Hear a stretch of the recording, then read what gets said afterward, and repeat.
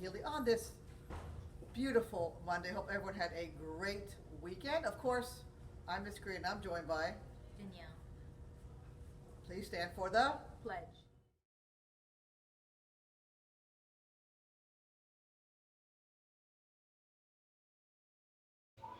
I pledge allegiance to the flag of the United States of America and to the republic for which it stands, one nation, under God, indivisible, with liberty and justice.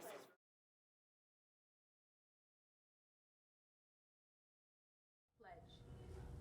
All right. First of all, we're getting towards the end of the year, so I have some kind of end of the year media news. First of all, Wednesday, which is 2 days from now, is the very last day to check out books from the library. Okay? So, check out books by Wednesday. That gives you like 20, I think 8 days to bring back all your books, to read them and bring them back. So, Wednesday's the last day for checkout, and then you'll be getting your overdue notices very soon. So, read the books and bring them back by the end The boys volleyball team at 3:45 for their home game versus Lakewood. Our girls have a football game tomorrow here at home. Come out and check out the action. And another closing. Wednesday will be the last day of our Media Center Cafe. It's closing on Wednesday, guys. And tomorrow will be the last day for this school year. I will be selling popcorn. So bring your money tomorrow. Okay? And remember, guys, Compass resumes this Saturday. Be here at 8 a.m. by the annex in dress code. It's very important you make up all your work by the end of the 9 weeks. And on my Makerspace project of the week, you can make this lovely holder, stuff holder with cassette tape. So come on down and make one. Everyone have a great afternoon. Teachers, if you have anything else to be announced, make sure you email me. See ya. What happened to you? Can you imagine how long ago I got tired of answering that question? But the fact of the matter is, my physical form, my story, is indeed part of the very powerful message that I believe surrounds attitude. I was on a plane going to Vegas a couple of weeks ago, and a lady was sitting beside me on the plane. The plane took off. She seemed to be uncomfortable. That's not uncommon. All she did was look at me and go, one word, thalidomide. Thalidomide was never meant to be given to pregnant women. In fact, it was a sedative, and it was supposed to be so safe, they thought that anybody could take it. Now, the drug was banned in 1963, thank God, because it by then had only deformed over 20,000 babies. It could have been hundreds of thousands had the drug continued to live on. Now, it's interesting because this is what she went on to say. I didn't take those pills. Something told me to throw them in the garbage. And I am so glad I did, because I was blessed with healthy, normal babies. The point is, thalidomide was a terrible, terrible thing. But that's not how I see it in my own personal life. My life started in a very unorthodox fashion. There is no question that being born without arms is not something people would wish for, right? They called us the victims. I disagree. August 23rd, 1985 was the first time in my life I ever considered how my own mother and father must have felt the first time they held me. And then it occurred to me an even more powerful thought. My mom was 55 years old the first time she held me, and my dad was 53, and I was an orphan in Yorkton, Saskatchewan, because my birth family were consulted and counseled and advised to simply sign papers and give me up. Because in 1960, babies born with severe handicaps had no life. So on the fourth day of my life, I was homeless. Enter my life, the Changers. Hilda Law, Jack Law. So Hilda was my primary caregiver. Hilda had an attitude that is very difficult for me to describe. She saw something that nobody else saw. And that was, yes, indeed, a positive potential. They loved me. They took me home. They were charitable. They were very, very powerful in their faith.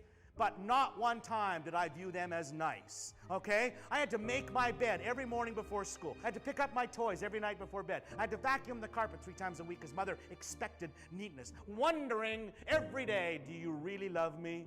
I knew that I would not easily climb Mount Everest. I knew there were certain things that were impossible for me. And then one day I found a piano. And that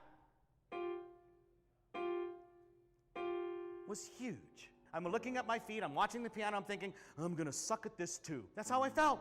But Mom heard me play, and she came racing down to the basement. And she said, was that you? I gave the standard 10-year-old answer. Do you see anybody else down here? And then she made me play it again. And then she stood behind the piano crying.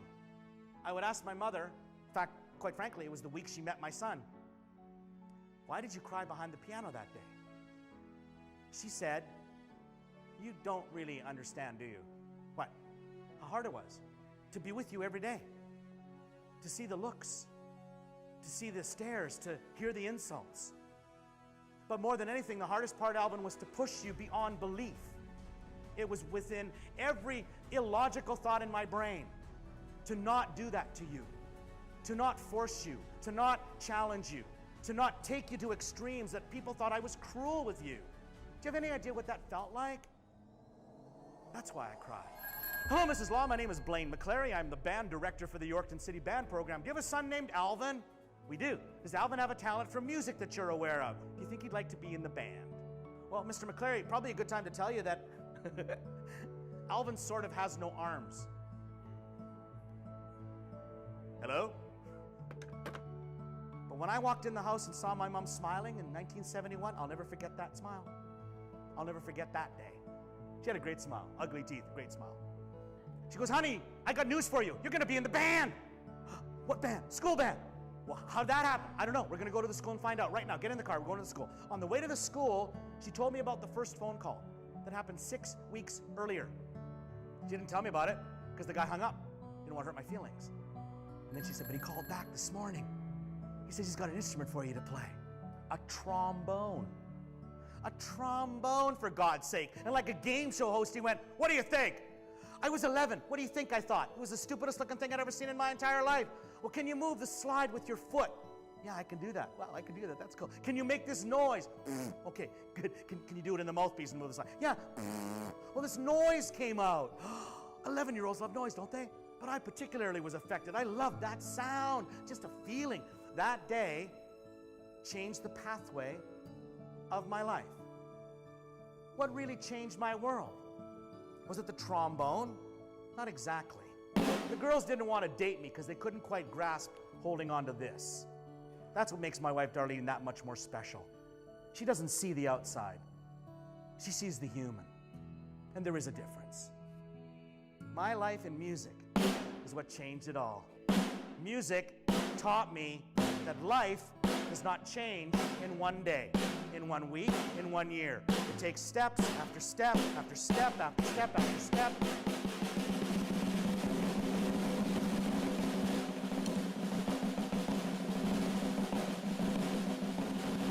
All right, you can clap for that if you'd like. Why did I just do that? To show off? Yeah. To impress you? Yeah. I want to impress you. Because of my ego? No. No, see, that was the most important thing that I learned in my professional life. In my opinion, and it is my opinion, you earn joy. It is not a human right. You attain success. I got a label. It's fixed right on my forehead. And it used to bug me until it occurred to me, I just have to change what the label says. That's all I got to do. It's not going to be easy because I'm asking society an awful lot to see the human inside the disability. But the fact is, it took me a long time to come to that conclusion. They've all got labels. Let's just change the label. Let's change the label from victim to victor. Let's change the label to one that says, I am who I am.